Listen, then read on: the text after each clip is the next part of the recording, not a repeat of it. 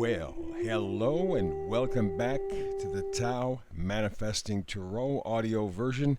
This is the tarot reading for people who like to improve, strengthen their imagination, and at the same time multitask their way through their daily life.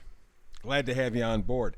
Hey, by the way, just a quick reminder while I'm thinking about it right now, the new email address, which I will be getting to this weekend, is tau-tarot at proton.me. Tau-tarot at proton.me.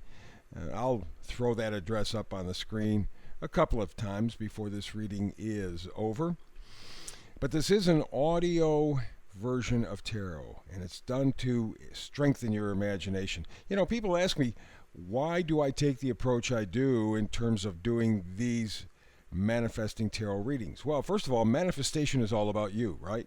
Not about anybody else, about you. And it really, when you get right down to it, is you dealing with you. So the way I look at these cards and interpret them comes from that point of view. Because you are, in essence, harnessing your creative power, are harnessing your spiritual power. So we have to look at it, and I don't want to bring in other people, other situations. Let's focus on you. And this is a day-to-day read because the energies are changing on a day-to-day basis. So let's begin. With that caveat, let's begin. We have a bottom row and a top row. The center cards in both the bottom and top row are the key cards. The one on the bottom I'll read first. The one on the top row I will read last. The center cards, key cards. So here we go. Bottom row, center card, happy, happy. It's the oracle card, happy, happy. This concept, and you can tell if you look at the card, the joy on her face. This is absolutely essential in everybody's life. It doesn't matter how much money you have or all of the material things that surround us and distract us. Remember, this is a manifestation reading. So it all affects you, it all comes from you, it all starts with you. And you are now focusing on happy, happy. The last couple of years, maybe your whole life, just has been tough. And the last couple of years, tougher of all. So now you're focusing on, how do I be happy in the midst of all of this kind of a stuff? How do I not just survive but thrive as a human being? Well, on the left side of the front row, you see the kinds of qualities that you bring in with you. Queen of Wands. Very, very vibrant, dedicated, enthusiastic, has a lot of self-confidence. And if you notice that little black cat in front of her, a little bit of magic. Black cat, kind of a bow to that sense of the spiritual, the mysterious. And of course the wand, the happiness, the joy, the enthusiasm, the stuff that Queen of Wands brings everywhere with her. She is definitely enthusiastic and self-confident. And so, at the deepest level, that's what you're bringing to the table, along with the next card, strength. All right, you may not feel that all the time, I understand for sure, but you do have it. There's no question about it. There you have an inner strength. You have a patience. You have fortitude. You stay in there. I mean, take a look at yourself. Take a look at your life right now. You could have canned it a long time ago. Many different reasons, but you haven't. So, if you're looking for the happy, happy, which you are, then focus on what you bring to the table. Enthusiasm, positivity, joy, strength. Yes, they may be hidden, but they're there and you know it. You want to bring them out. You have to bring them out. Two cards on the bottom row. On the right side, Five of Pentacles. Five of Pentacles talks about being left out or feeling that way. Five of Pentacles is a lack. It's poverty. It's hopelessness. And you see here, if you're looking at the card, and one of the reasons I use the Rider-Waite deck is because it's very simple, very basic. It doesn't get fancy with all some of the new artwork and stuff there where you have to decipher what the hell is on the card. This is pretty straight ahead. This tells it. You have two people obviously suffering who pass a place that appears to be open because you see the 5 pentacles are lit up. Many people say it's some sort of a church or sanctuary, and they're walking past. Not because they don't deserve it, but because they think they don't deserve it. That's good enough. So you are bringing with you, as you search now for happy, yes, you have positivity, enthusiasm. Yes, you have strength, but you really haven't tapped into them. And because of that, you feel left out. In fact, you're not alone. Take a look at most people in the world. They feel isolated, left alone. Last card, bottom row, 10 of Swords.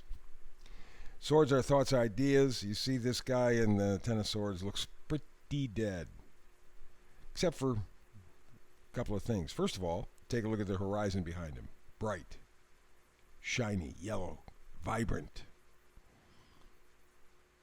And that's because the 10 of Swords, like all 10s in the tarot deck, are the end of a series.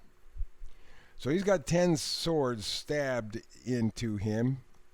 Coincidentally, he's been stabbed in the back. So have you. But some of those swords you put there yourself. These ideas, these swords, have what the things that have done him in. It's what he accepted. It's what he believed. It's what he thought. What he was told. Never questioned.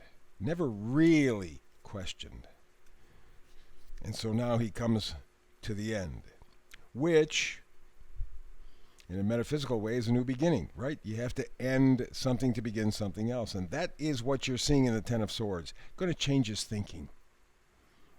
Going to change. His end is the key to his beginning. Remember, you're bringing in the Queen of Wands energy, enthusiasm, positivity. You're bringing in strength. You're going for happy. You felt left out. It's time to stop that way of thinking. You deserve better, so treat yourself as you deserve better. Top row, left card, Page of Wands. Pages always change the storyline. Whichever way you're headed in the tarot reading, they're off. And the Page of Wands, as you might expect, brings enthusiasm, opportunity, creativity, passion, energy. This is what you had. We said the first card in the reading after the happy card, the Oracle card, got the Queen of Wands. You have this stuff. You want to feel it, but you're not letting yourself. And I say you're not letting yourself because at this stage in your life, you understand that you've been lied to. Question is, what are you going to do about it? You're going to use that strength, you're going to use that positivity and enthusiasm, or are you going to keep walking outside like some orphan? Your choice. 10 of Swords. Change your thinking. Page of Wands. Bring some enthusiasm, some energy. But to do that, we need the next card, King of Pentacles. King of Pentacles is the ultimate in terms of knowing his self-worth. Okay, he has an assurance about him, a presence. He assumes responsibility. And that's what you have to do. That's what we all have to do. Assume responsibility for our existence. Much of what we were told was good for us, we're finding out is not at all. In fact, it was used to manipulate us. We're finding that out. Some people still refusing to believe it to their own peril. But you're bringing in positivity. You're bringing in enthusiasm. You're bringing in strength. You're changing your thinking. You have a great set of values. And top of the list, self-worth. King of Pentacles says, love yourself. We skip over the middle card because we'll wrap that up. That's the vice versa card. On the other side, it's Judgment. Judgment. That's an awakening, a rebirth, a new perspective. Remember, we were talking about the 10 of Swords, all 10s bringing something to an end so you can begin something else. Well, Judgment says you're on your way. You are having an awakening, a rebirth, an inner calling. You're seeing things differently. You got the enthusiasm, you got the joy, you got the passion, you're changing your thinking. You're recalculating your self-worth. You're doing all of these things. It's great, but you got to do something with it. Three of Cups, last card up top, says that you are doing something or in the process.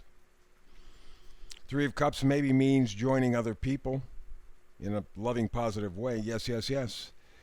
On the other hand, however, Three of Cups, as I always say, is just as easily you joining together your mind, body, spirit. Same difference. Three different entities in one person, mind, body, spirit. You're forming a community within yourself. You want that happy.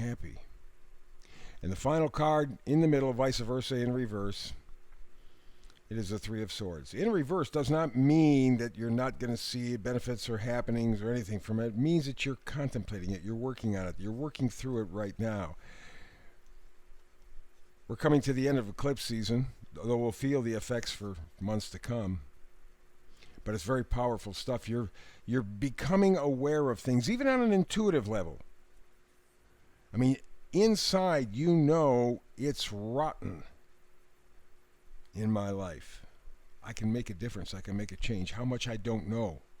But you're building up the strength to do that because you're going for happy. And the Three of Swords says, quit the stinking thinking. You have to reinvent yourself. You have to have a new perspective to move forward. You want to find happy? It's right there in front of you. Be positive. Be enthusiastic. Have a great sense of self-worth and move forward with strength, with positivity. You can do this. Again, I want to quickly remind you before we wrap up this reading, the new email, tau-tarot@proton.me, tau-tarot@proton.me. So tomorrow we get together for a weekly feature called the Tau Trifecta. I hope you're here with me. It's always fun to do for the weekend. Kind of take a look at the energies ahead for the next week. Between now, anyway, and the next time you and I have a chance to manifest tarot, always, peace and blessings.